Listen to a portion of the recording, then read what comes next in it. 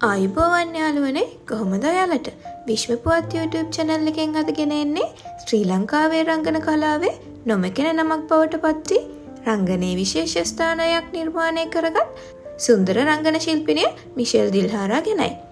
අද වන විට ඇය ශ්‍රී ලංකාවේ ජනප්‍රියම නිලියන් අතර ඉහළටම පියනගා ඇති අතර ඇය රංගනය කරන සියලුම චරිතවලින්ම රසික හදවත් දිනා ගැනීමට සමත් වුණා.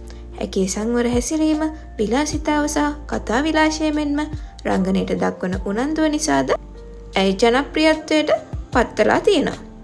අපේ සිනමාවට ජාත්‍යන්තර මට්ටමේ ගෞරවයක් ලබා දෙන සිද්ධියක් ලෙස පසුගියදා ඇය ඉන්දියාවේ සිනමා නිර්මාණයක ප්‍රධාන චරිතයට දායක විය.